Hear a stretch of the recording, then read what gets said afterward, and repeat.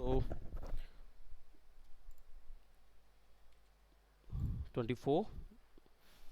और प्रीवियस हमने standard lights इसलिए बताई थी ताकि थोड़ा सा आप लोगों का आइडिया जो है वो जनरेट हो जाए उसके अंदर, आपको आसान पड़े ये चीज़ें समझने में कि लाइट एक्चुअली में किया कैसे जाता है। ठीक।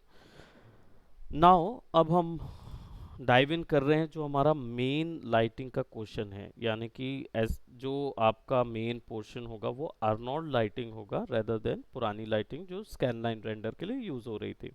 ठीक। So now we are gonna work on. तुम उल्टी पहन लिए हो क्या? अच्छा। लूनी टून्स का बड़ा लोगो पीछे लगा हुआ है, छोटा। अच्छा, आपने भी लूनी टोन्स वाली ली थी? नारुतो एनिमे का था। ओके। सो एनिमे में क्या था कि वो पीछे में इसलिए लगाते थे क्योंकि वो एक डोजो को फॉलो करते, इसलिए वो पीछे लगा रहता है। लूनी टून में ना वो ऐसा लग रहा है कि वो आप चाह ही रहे कि कोई तीर चला दे आपके ऊपर। Okay, so let's talk about lighting in Arnold. Okay.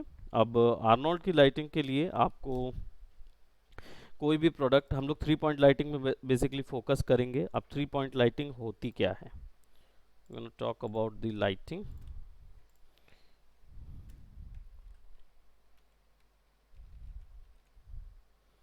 मैंने पॉइंट यहाँ पे ऐसे लगाया हुआ है, जनरली इसको बोलते पॉइंट लाइटिंग ही है। अब थ्री पॉइंट लाइटिंग का मतलब क्या होता है? सबसे पहले इसका पर्पस क्या है,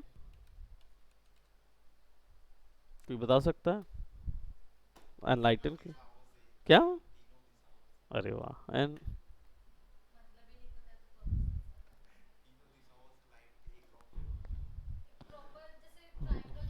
हम्म हम्म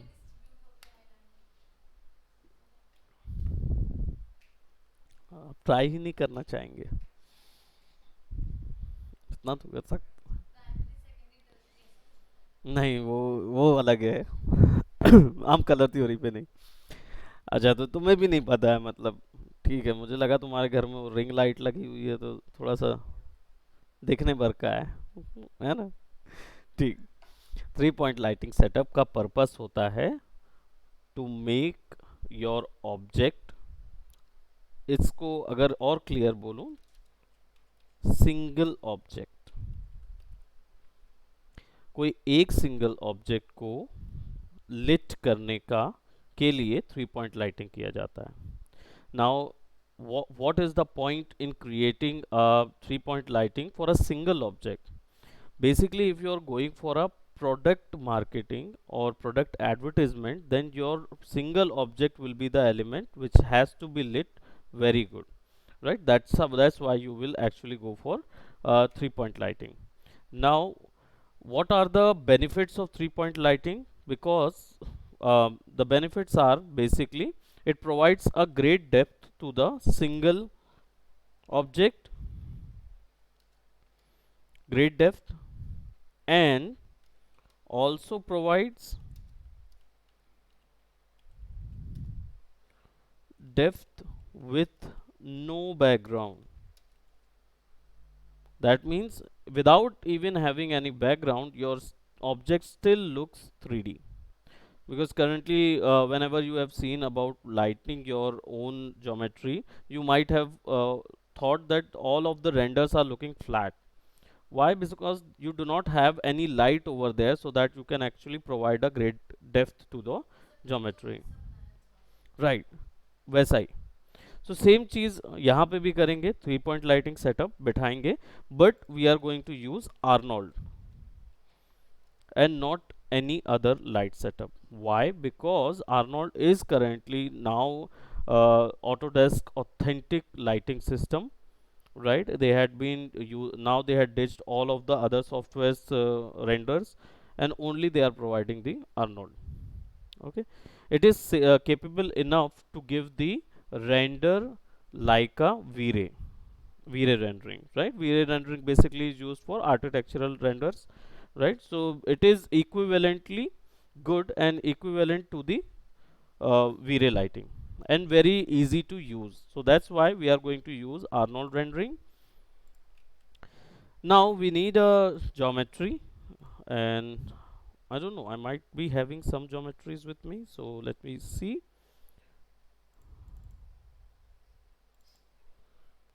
We have already seen the characters quite a lot of times, so I'm going to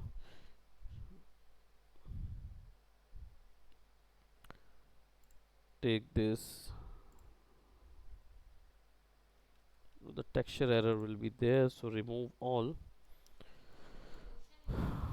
Yeah, that's kind of a potion, and also some food thing over here. Food, yeah, there was a meat, textured meat over there, but it looks kind of green. हाँ, ये texture जो था ना, unwrap करके Photoshop में बनाया था. So we can actually use a active shade mode, so that to see everything in, because that is the, that this is basically texturing.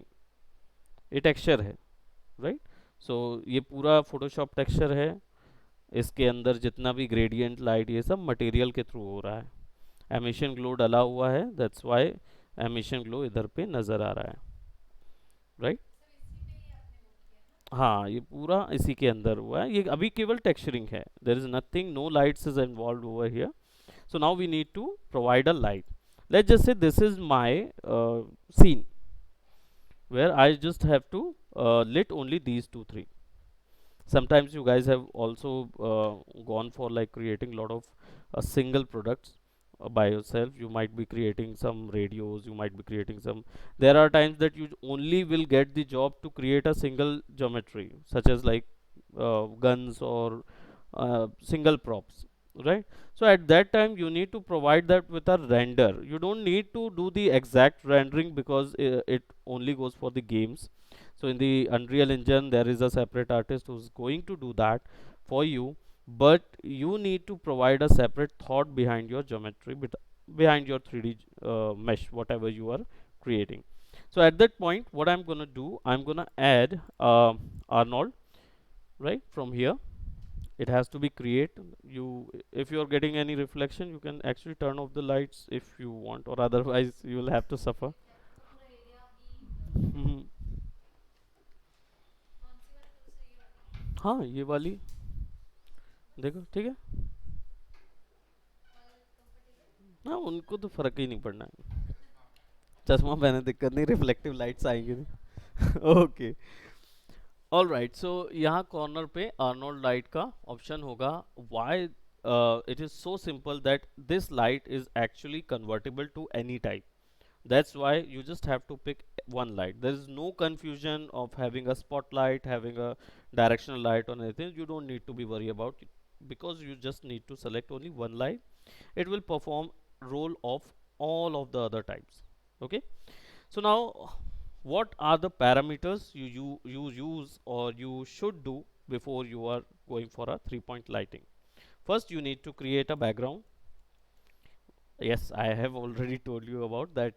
It will create a background less with great depth, but in order to capture that depth, you need a background, and a very simple background you need to create. We have already been created that one, so you need to create a plane, right, and go for F4. You can actually give a modifier, edit table poly, go to edges, select, select. Now, why we are giving this? Have you seen? Have you ever got your passport size photo clicked? Right? You have already. Have you seen that there is a curtain behind you? This is the curtain. This is only the curtain. That's why we have created this, and you need to create it in a curved manner, not a straight one. Why? Because whenever you create a straight one, your shadow will not come as it has to be. So the shadow will always be looking. I mean. Always appear right behind your geometry, and that will actually affect the composition which you are going for, right. So for that you need to create a curve one, so that it will give you a good amount and space of for the shadow to fall over in that direction, that would not affect your background. So now what I'm gonna do, I'm gonna select this.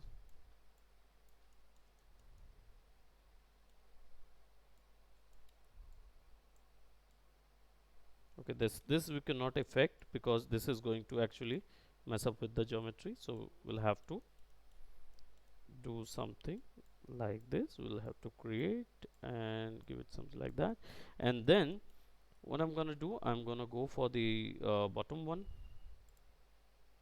and there might be a plane, hold and yes, and there is none, right?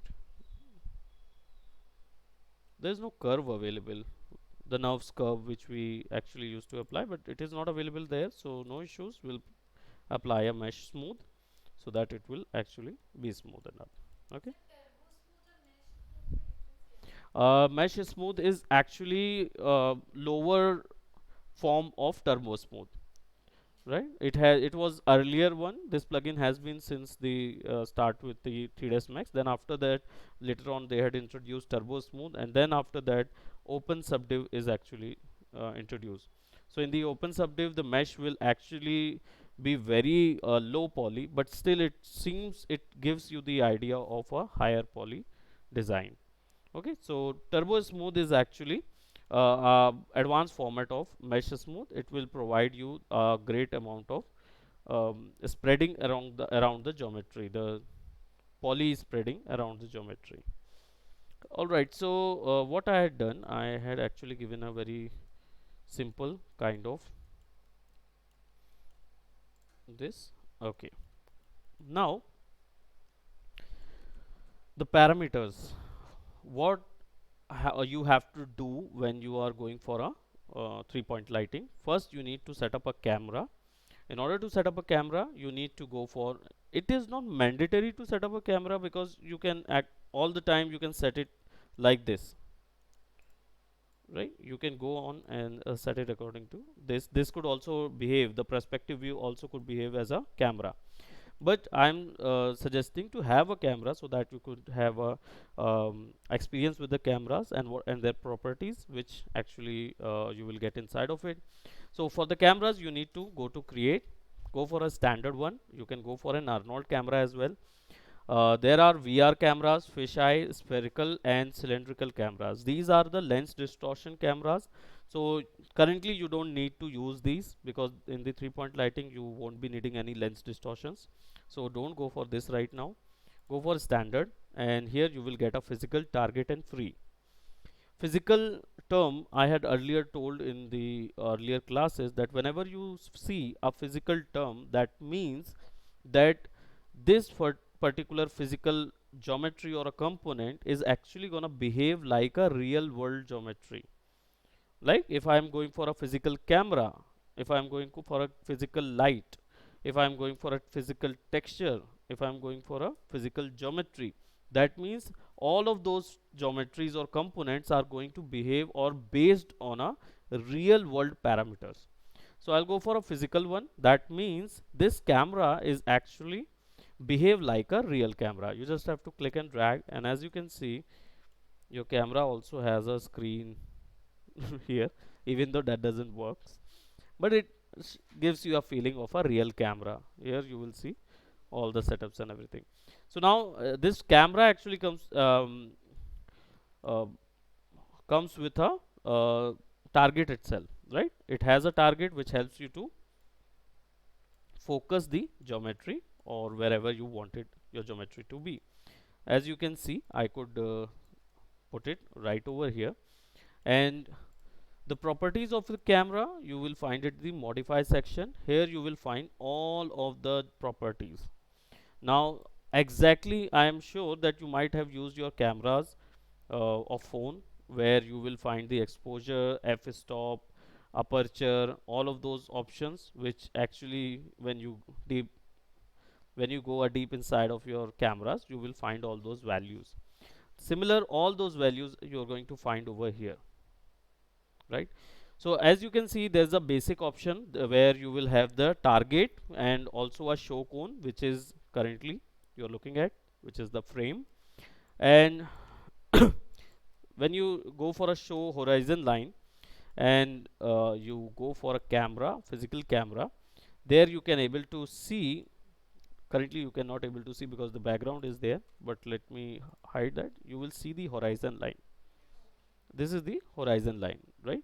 So you'll have to go for a camera and you can turn it off, or either this will actually gives you an idea of the eye level which you are going for, right? I could pan this one, but I could not orbit. The camera doesn't orbits this that much. Panning will be easy, but the orbit thing will not be easy. It will not do the orbiting thing. This will be the ground level, right? And probably this will be the best view which we can go for, right? And for zoom in, you can actually go and top and put a zoom over here, or other than that you can actually use your physical camera properties. There's a zoom also, so you can go for a zoom, right? When you press Control F,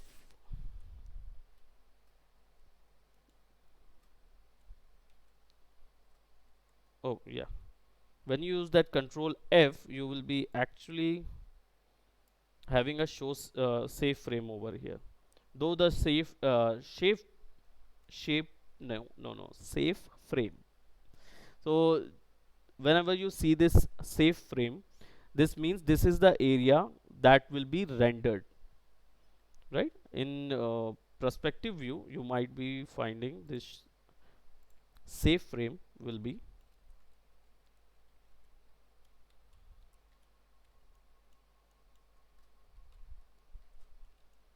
okay, it seems the similar. This is because we have already set up in Arnold. So Arnold is actually set all that safe frame. We can edit that in our viewport configuration. Safe frames are there. So you can give the height, width and every value over here, right? We can use anything applied and it will give it to the safe frames. So yeah, it's basically a grid was there and also a title or user save.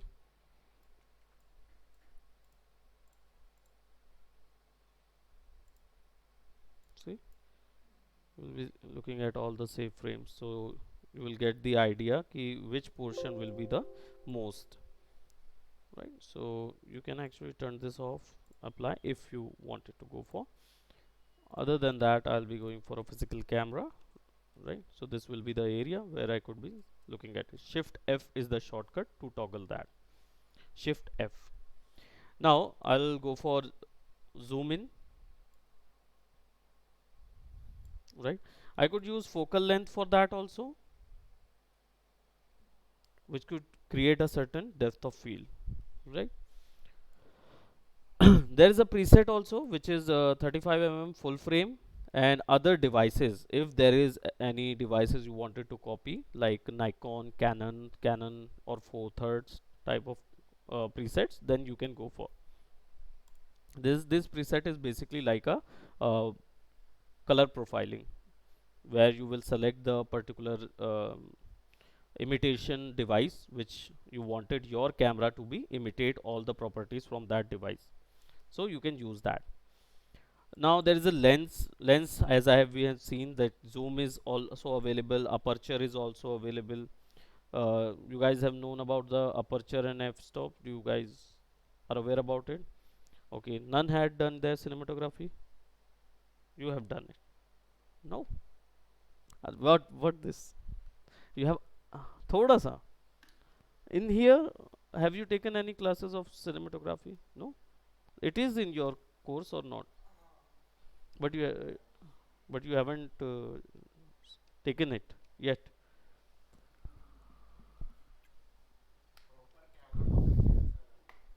Theory लिए थे इधर, तो क्या theory है वो बताओ। Proper तो तुम्हें इसके अंदर भी घुमाऊंगा नहीं मैं कैमरा लेके, है ना? तो थ्योरी क्या थी, अपर्चर क्या होता है, अब बताओ। उस समय तो पूरा बताया था।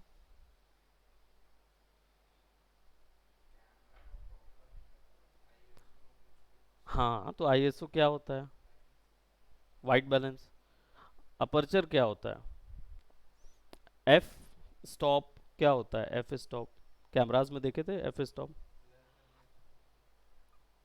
तो वही तो बताना है, वही ब्लर करने अपर्चर सी आई का मैकेनिज्म क्या होता है, हमारी आंखों का मैकेनिज्म क्या होता है? हमारी आंख में छेद होता है, उसके चारों ओर आपका ब्लैक कलर होता है, लाइट वहाँ लगती है, आपके आई के अंदर जाती है, आपके आई के अंदर जाने के बाद वो लाइट क्या है, रिसेप्टर्स में पड़ती है और आपके ब्रेन में बताते हैं कि ये इमेज ऐसे बन रहा है।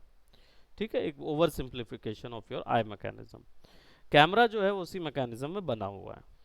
आपकी आंख जो है कैमरे का शटर होता है ठीक है, वो शटर होता है।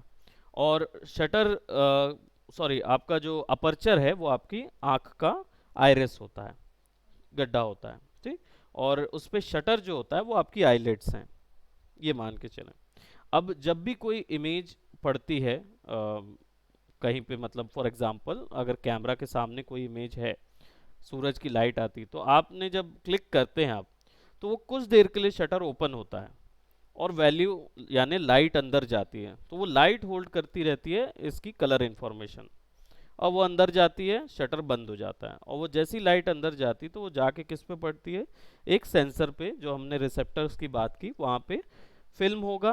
पुराने ज़माने में फिल्म हुआ करती थी, रोल फिल्म रोल हुआ करता था। अब की डेट में हमारे पास डिजिटल सेंसर है, उस पे जाके पड़ता है। उस पे पढ़ने पर क्या होता है? इमेज रिकॉर्ड हो जाती है, लाइट की वैल्यू रिकॉर्ड हो जाती है, वो चला जाता है। अब अपर्चर क्या होता है? ये क्या करता है? ये डेप्थ ऑफ फील्ड करता है रिकॉर्ड, कितना एरिया ब्लर होना चाहिए, कितना एरिया दिखना चाहिए। अगर मेरे से दूर आपसे दूर, मेरे से दूर अगर अमूल बैठा है, अमूल से दूर अगर आस्था बैठी है, आस्था से दूर अगर काशिफ बैठा है, तो मुझे अगर फोकस करना है केवल आस्था और अमूल पे और काशिफ को ब्लर करना है, तो मैं एफ स्टॉप की वैल्यूज जो है वो बढ़ाऊंगा, है ना। F8 जो है वो बाय डिफॉल्ट वैल्यू रहता है, यानी सारी सब चीज़ें दिखती है उसमें। F8 ये F22 तक जाता है ना। तो इसको जितना बढ़ाओगे उतना प्रिसाइज होता जाएगा, बाकी चीज़ ब्लर होती जाएगी, जितना कम करते जाओगे उतना क्या बोलते हैं, क्लियर, पूरा एरिया क्लियर होता जाएगा। ठीक है, तो ये फोकस का लेंथ सेट करने के लिए यूज करते हैं, इसका एक प्रीसेट है एफ स्टॉप से। इसको फ़ोन में भी होता है, ये आपके फ़ोन में भी मिलेगा, कैमरास की सेटिंग में जाएंगे तो अगर फ़ोन सपोर्ट कर रहा है, और नहीं तो फिर आप कोई ऐप भी कर सकते हो जिसमें ये वैल्यूज़ को इंडिविजुअली कंट्रोल कर देता है कैमरा का, क्योंकि हर कैमरा में ये प्रॉपर्टीज़ होती हैं। ठीक है, तो these are the basic properties in the camera. यहाँ पे टारगेट डिस्टेंस जो है, जो आपका फोकस डिस्टेंस है, वो कम या ज़्यादा करना है, वो यहाँ पे वैल्यू है। हम्म, कौन सा? टारगेट डिस्टेंस जो है ना, इसमें कुछ वैल्यू फोकस की चेंज हो रही है। ठीक है, अब हाँ, नहीं नहीं नहीं नहीं, वही मैं बोल रहा हूँ क्या है कि आपका फोकल लेंथ जो है वो कैमरे की पोजीशन आगे पीछे करेगा। हाँ, और आपका ये जो फोकस है, ये कैमरे का जो दिख रहा है कि वो पास आ रहा है, या ये रेंडर के समय पे ना वहाँ डेप्थ ऑफ फील्ड ऐड हो जाएगी, चीज़ें ब्लर हो जाएंगी। ठीक है, तो इनको तभी छेड़ें जब आपके पास एक स्थिर रेंडर आ जाए। आपके पास रेंडर सही आ जाए, फिर उसके बाद आप इसकी वैल्यू चेंज करोगे, तो आपको कितने एरिया पे फोकस रखना है, कितना एरिया दिखना है, कितना एरिया ब्लर करना है, वो चीज़ कर पाओगे। ठीक शटर स्पीड जो है वही स्लो मोशन और फास्ट मोशन, अगर एनिमेशन का करना है तब इसकी ज़रूरत पड़ेगी, अदरवाइज नहीं पड़ेगी। Exposure will be white value of whole the image, यानी कि आप कितना वाइट वैल्यू ग्रैब कराना चाहते हो वो इधर से कर सकते हो। इसके लिए और भी हमारे पास है bokeh. Bokeh is also kind of a lens, और उसी टाइप की सेटिंग यहाँ पे मिलेगी हमको डेप्थ ऑफ फील्ड की। ठीक, तो जनरली बोके उतना, वैसे तो जो रेंडरिंग करते हैं उन लोग इसको बहुत यूज़ करते हैं। ठीक, जो रेंडरिंग करते होंगे, रेंडर रैंगलर या कुछ ऐसे होंगे ना, वो करते होंगे। तो डेप्थ में जाने लायक चीज़ है वो।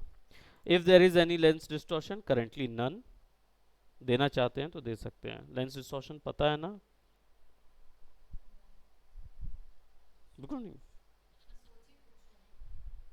बताओ लेंस डिस्टॉर्शन क्या होता है।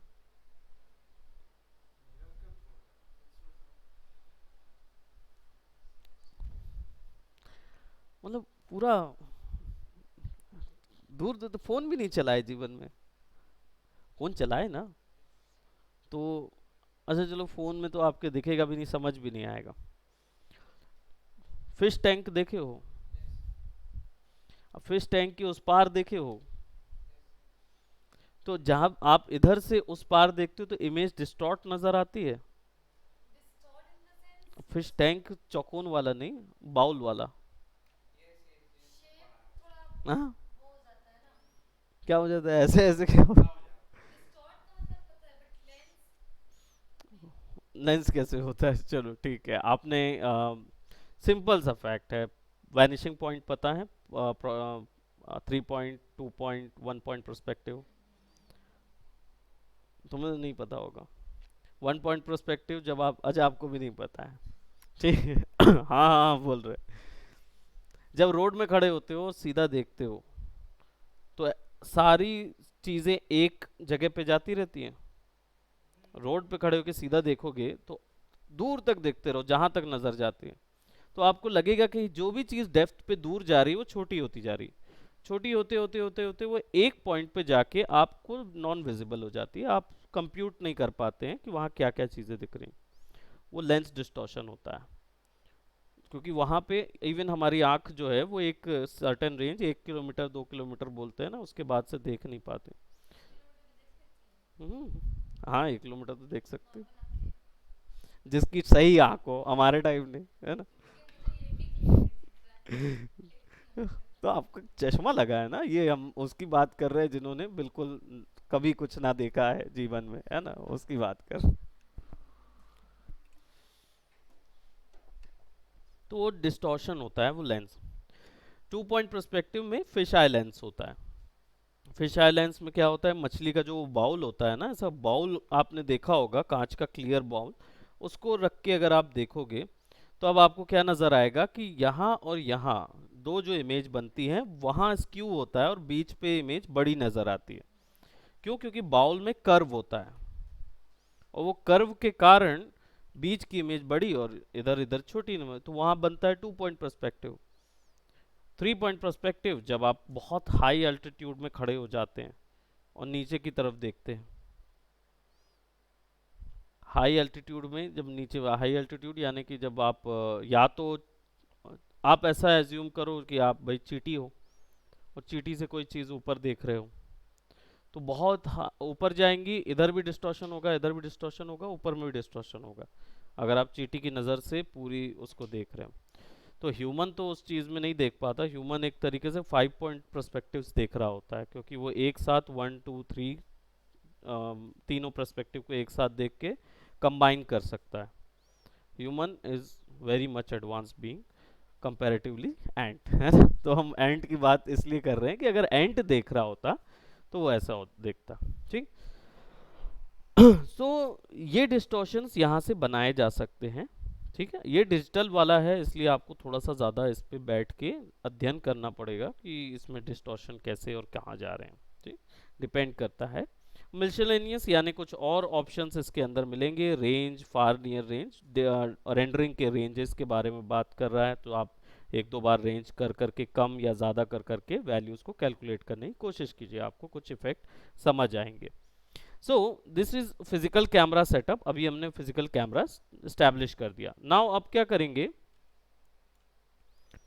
3 पॉइंट लाइटिंग का सिंपल रूल, जहां पे कैमरा सेटअप किया हुआ है, ये हमने कैमरा सेटअप किया है, उसकी लेफ्ट और राइट यानी दो पोजीशन आपको मिलेगी। इन दोनों पोजीशन में से कोई एक पोजीशन पे आप लाइट सोर्स को बैठाएंगे, यानी लाइट का जो मेन सोर्स होता है वो इन दोनों पोजीशंस में से कोई एक पोजीशन में जा सकता है और कहीं नहीं।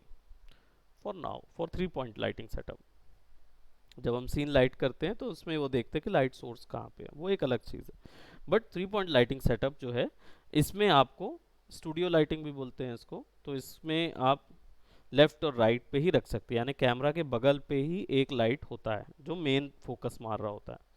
तो इस पे आपको जाना होगा लाइट पे, आर्नोल्ड, ठीक है, अर्नोल्ड की प्रीसेट सेटिंग यहाँ पे मिलती है, बट ये सेटिंग आप बाद में भी चेंज कर सकते हो, इसलिए हम केवल अभी क्लिक एंड ड्रैग कर रहे हैं।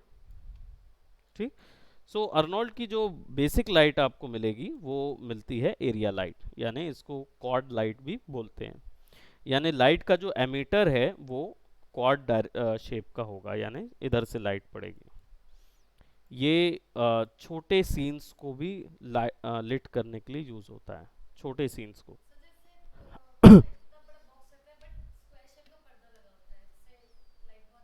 हाँ, ये वैसा ही है, वैसा ही है, सेम उसी तरीके का।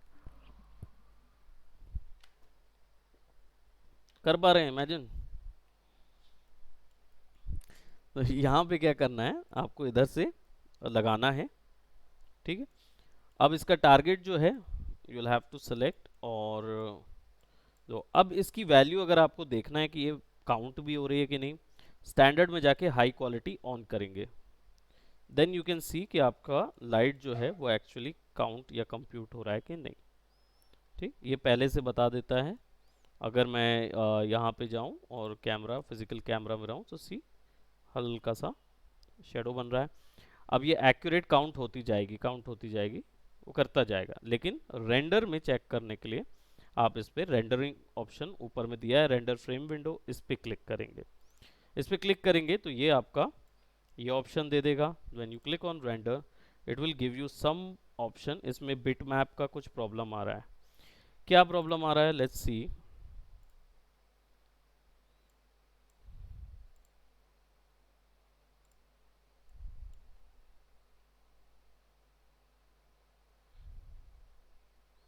तो इधर पे आपको सीन पे जाना होगा, सीन मटेरियल पे, और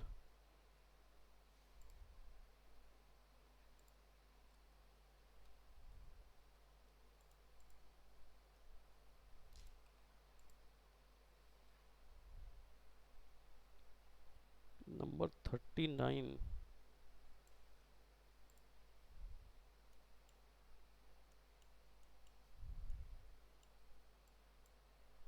ये वाला, I'll delete it, राइट। तो वो पर्टिकुलर हमने वो मैश जो है वो हो सकता कहीं पहले लिया हो वो इमेज, और वो मिस हो गई। अब यहाँ पे मुझे क्या मिल रहा है, यहाँ पे मुझे रिफ्लेक्शन भी मिल रहा है और कैलकुलेशन भी हो रही है मेरी। बाय डिफ़ॉल्ट ये कैलकुलेशन बॉक्स टाइप में होती है, देख रहा है ऐसा जा रहा है। पीछे का बैकग्राउंड थोड़ा सा क्या बोलते हैं, लिट है, ज़्यादा लिट है। तो हम क्या करेंगे, थोड़ा सा स्केप से कैंसिल होता है। उतना पीछे जाने की, चश्मा लगा है तब भी नहीं दिख रहा तुमको। शेडो सॉफ्ट आई है ना, हार्ड शेडो नहीं बनी है।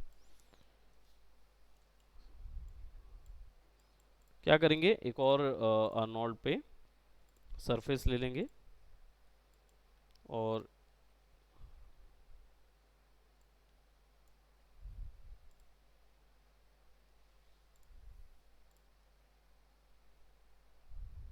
हल्का सॉफ्ट शेडो यहाँ नज़र आएगी। इसीलिए हमने कर्व बनाया हुआ है, मैंने बताया था सॉफ्ट शेडो नज़र आएगी। यहाँ देखो शेडोज इधर दिखेंगे। अभी सारी चीज़ें नहीं बनी हैं, दैट्स वाई इसमें थोड़ा सा आपको लगेगा कि कुछ कमी है। क्या कमी है, we gonna discuss about it. अब एक ही लाइट लगा है ठीक है, सामने से एक लाइट आ रही है, की लाइट। तो जो पहली लाइट लगती है उसको बोलते हैं की लाइट, जो कि मेन लाइट सोर्स होता है।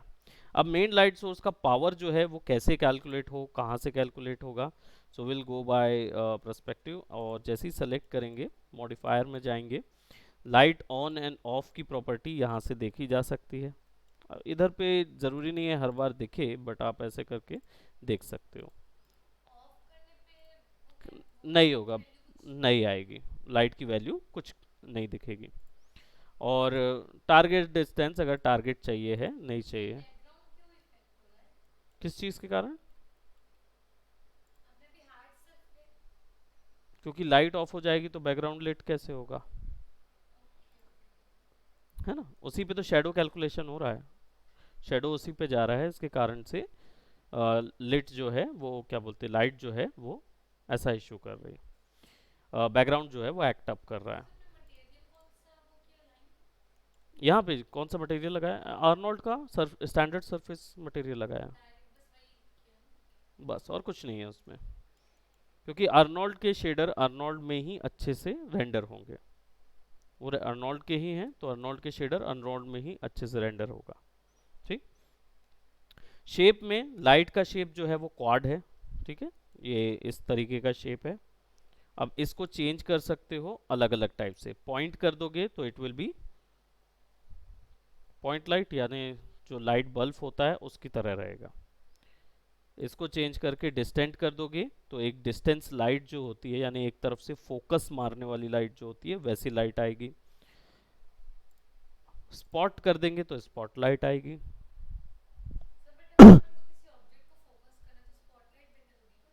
हाँ, कर सकते हैं। अब स्पॉट लाइट जो है वो आपका स्पॉट बना के देती है, तो आपके सीन में स्पॉट दिखने लगेगा, तो ऐसा लगेगा जैसे स्टेज में रखा हुआ ऑब्जेक्ट है। हम्म। अभी जैसे हम इस पे जाएंगे कैमरा सेटिंग्स में, and now if you render that you will see shadows बिल्कुल हल्के बन रहे होंगे। तुम्हें नजर नहीं आ रहा?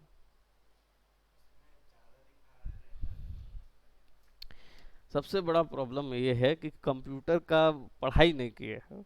अब बताते चलो क्या, क्यों ऐसा होता है। ये जो रेंडरिंग है जो व्यू पोर्ट के अंदर हो रही है, ये रेंडरिंग हो रही है कहाँ से मालूम है? ये हो रही है आपकी रैम से। अब रैम आपकी पावरफुल होती नहीं है जनरली आपके प्रोसेसर और ग्राफिक कार्ड के मुकाबले। ये जो रेंडरिंग है ये प्रोसेसर की रेंडरिंग है, ठीक है। यहाँ पे ग्राफिक कार्ड भी यूज हो रहा है, लेकिन ये थोड़ा सा रेंडर रन टाइम रेंडर है, यानी कि इसको कंटिन्यूअसली अपडेट करते जाना है। और ये वाली वैल्यू क्या है, एक बार सेलेक्ट करे, कंप्यूट करे और छोड़ दिया, अब वो इमेज बन गया, अब उसमें कुछ नहीं है। तो ना मैं इसको घुमा पाऊंगा ना कुछ कर पाऊंगा। तो ये वैल्यू जो होगी ये एक्चुअल एक्यूरेट वैल्यू आएगी, और यहाँ जो वैल्यू होगी वो बाउंडिंग बॉक्स बेस्ड वैल्यू होगी। बाउंडिंग बॉक्स क्या होता था, एक शेप की जगह एक डमी बना लिया जाता था। तो वो जो लाइट है, लाइट में हार्ड वैल्यूज जो दिख रही है ना, वो इसी कारण से दिख रही है क्योंकि वो कंप्यूट नहीं है, तो वो बाउंडिंग बॉक्स वैल्यू डाल दिया है सिलुएट की। और शेडोज जो हैं वो हमेशा ग्रेजुअल होती हैं, हार्ड नहीं होती, अनलेस आप 12 बजे सूरज में खड़े हो तो। हार्ड शेडोज के लिए सेपरेट टाइप की लाइटिंग करनी पड़ती है, ठीक है, वो ऐसा ज़रूरी नहीं है उसके जैसा हो। गुड मॉर्निंग, बैठिए।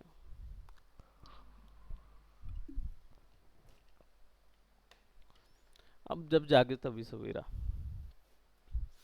ओके सो यहाँ पे हमारे पास शेडोज हैं और यहाँ पे आपके पास रिफ्लेक्शंस भी यहाँ पे नज़र आ रहा है, ठीक। तो यहाँ तक तो मुझे लगता है कि आप पहुँच जाएंगे, कोई इशू नहीं रहेगा होपफुली। तो मैं यहाँ पे इसको क्या करूँगा, क्वाड कर देता हूँ अभी फ़िलहाल के लिए, देन हम लोग स्पॉट और बाकी चीज़ों पे डिस्कशन करेंगे।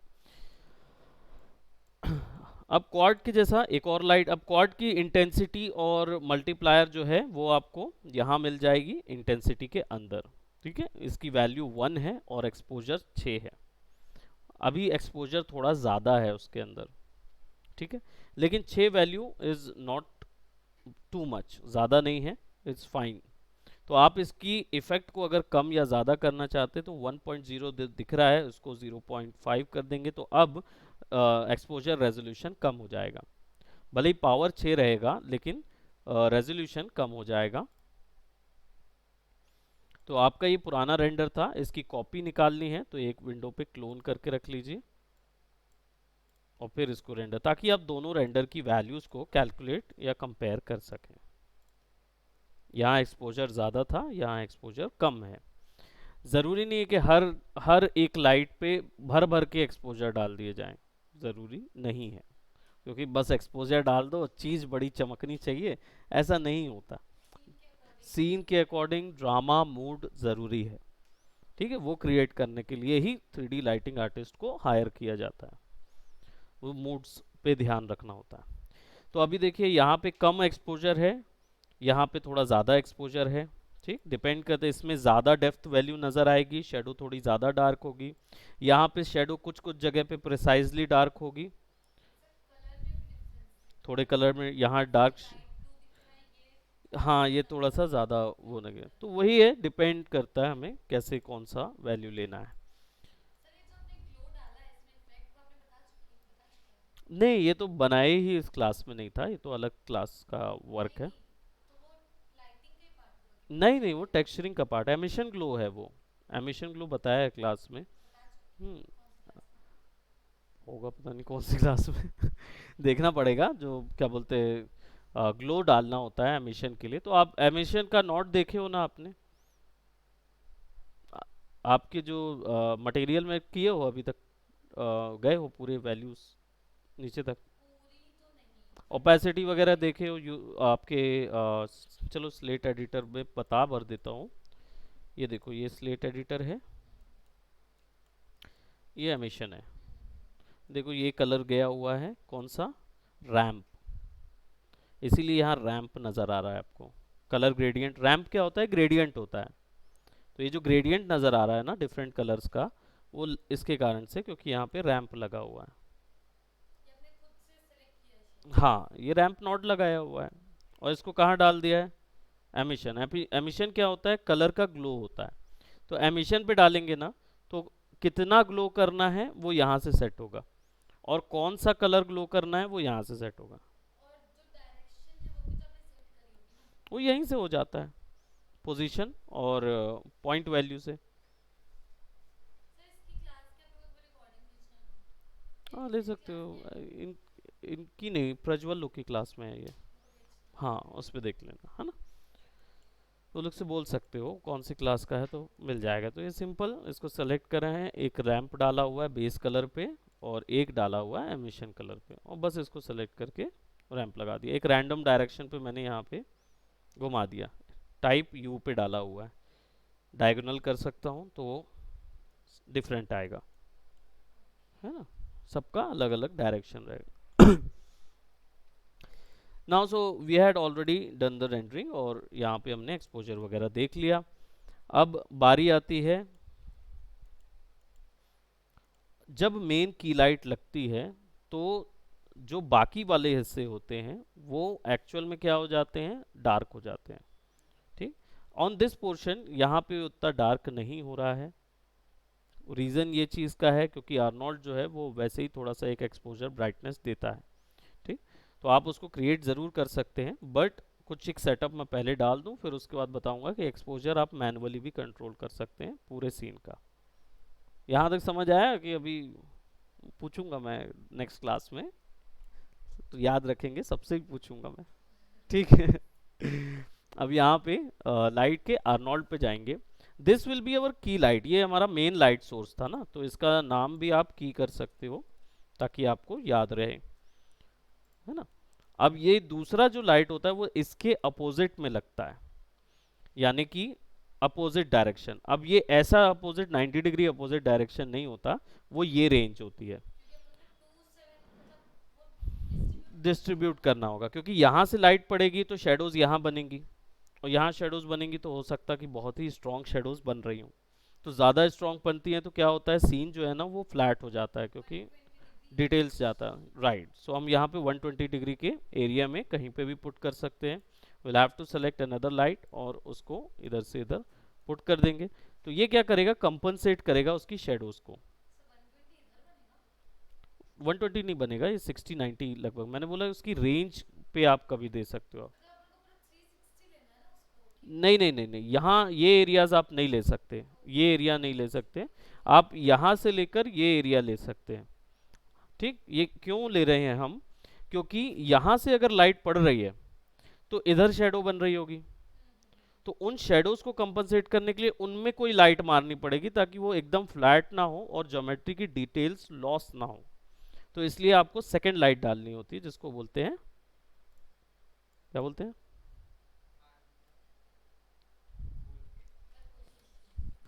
क्या बोले आपने, आपने आर्नोल्ड लाइट बोल दिया सीधा सीधा, फिल लाइट, इसका काम है फिल करना।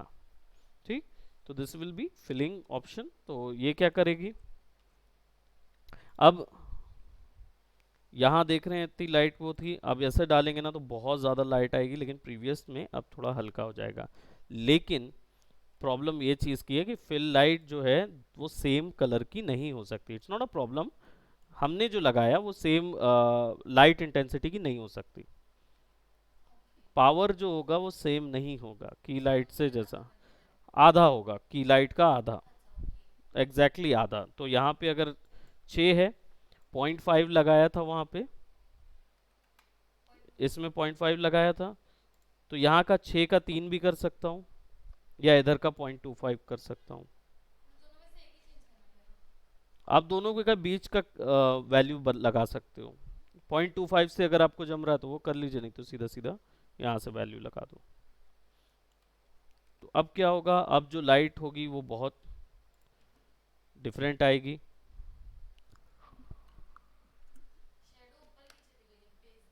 हाँ, जब ये दो लाइट लगती है ना, हल्का सा नजर आएगा। मेरे स्क्रीन पे दिख रही है, और बहुत हल्का सा यहाँ पे इंप्रेशन नजर आएगा। He can see that.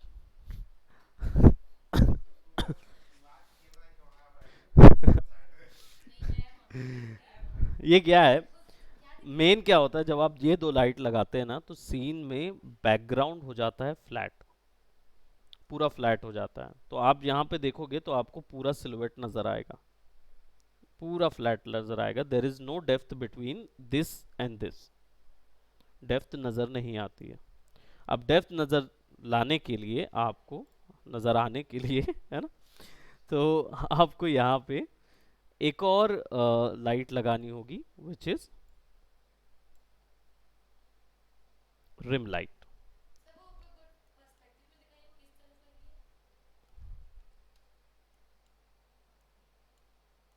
यहाँ लगी हुई है, नहीं आपको इधर लगाना होगा ना, ठीक है।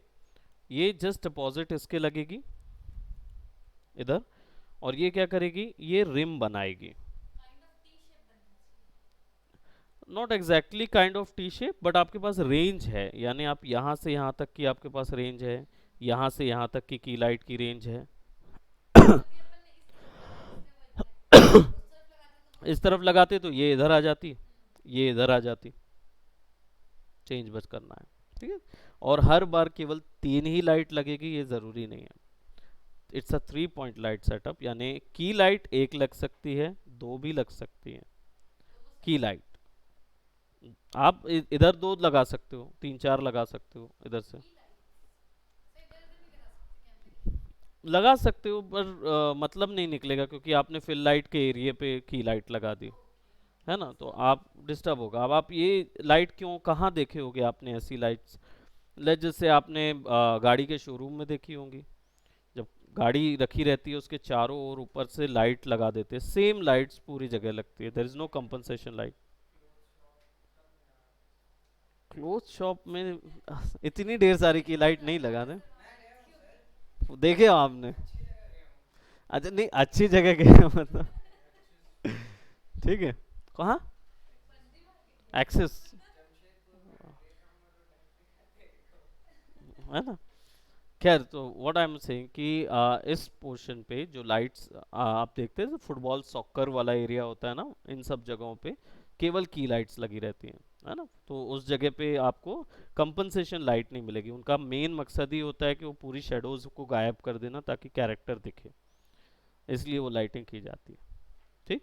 सो अभी हमने क्या किया, ये जो है ये आपकी हो जाएगी, इंटेंसिटी पे जाएंगे एंड इट विल बी 0.25 तो था ही ऑलरेडी वहाँ पे, 0.5 हमने कर दिया था, तो अब 0.25 का से नीचे की वैल्यू 15 जा सकते हैं, और या फिर आप इधर पे जाके 3 था तो 2 कर दीजिए या 1 कर दीजिए, इट्स अप टू यू, ठीक। कोई भी वैल्यू कम कर सकते हो आप, इसको 0.25 कर देते हैं सिमिलर, और यहाँ पे 1.5 भी एक्सपोजर दिया जा सकता है, रेजोल्यूशन आपकी चॉइस पे है। और अभी क्या है, सब लाइट्स जो हैं वो एक कलर की हैं, सारी की सारी लाइटों का कलर एक ही है। रिम लाइट जो है अब वो यहाँ बन रही है, RIM, रिम, है ना।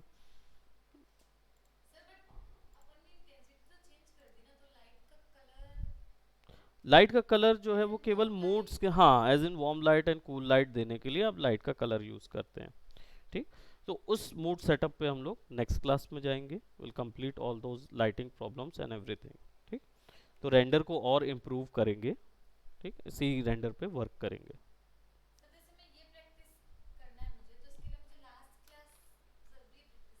नहीं, ये तो अभी से ही पूरा हमने शुरू किया, बस आपको लाइट्स के बारे में पता होना चाहिए, है ना, लाइट्स के बारे में कि लाइट होती क्या है, उसकी क्या क्या प्रॉपर्टीज थी वो पता होना चाहिए। Now you got the. अब आपको ऑब्जेक्ट चाहिए, ऑब्जेक्ट के चारों ओर लगा दीजिए अपने कैरेक्टर के हिसाब से। ठीक, क्या डाउट है तुम्हारा?